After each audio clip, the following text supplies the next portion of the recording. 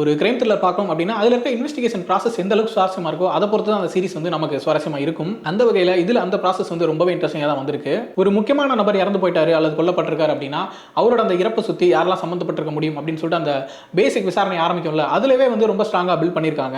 அவருக்கு அந்த ஏரியால இருக்கக்கூடிய அந்த லோக்கல் கான்ஃப்ளிக்ட்ஸ் இருக்கும்ல, ஒரு எம்எல்ஏ கூட இருக்கக்கூடிய சின்ன முரணா இருக்கட்டும், ஸ்கூல் மேனேஜ்மென்ட் கூட அவர் அடிக்கடி கேஸ் போட்டு சண்டை போட்டு இருக்கிறதா இருக்கட்டும், அப்புறம் லோக்கல் பிசினஸ் டீலிங்ல இவர் இன்வால்வ் ஆகிறதுனால அவங்களுக்குள்ள இருக்கக்கூடிய அந்த முரண்களா இருக்கட்டும், இதை தாண்டி கொஞ்சம் பர்சனல் வெஞ்சன்ஸ் அப்படின்னு சொல்லிட்டு வேற காரணங்களுக்கு இந்த இன்வெஸ்டிகேஷன் ப்ராசஸ் போறது ரொம்பவே சுவாரஸ்யமா இருந்துச்சு.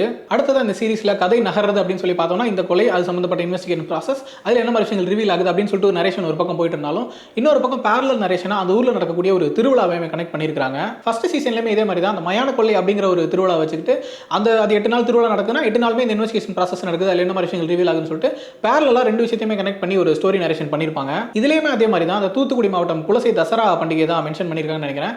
காயல்பட்டினத்துக்கு பதிலா காளிப்பட்டினம்ங்கிற ஒரு பேர் சொல்றாங்க. பட் பார்க்குற வரைக்கும் அது குலசை தசரா திருவிழா தான்ங்கிற மாதிரி தான் தெரியுது.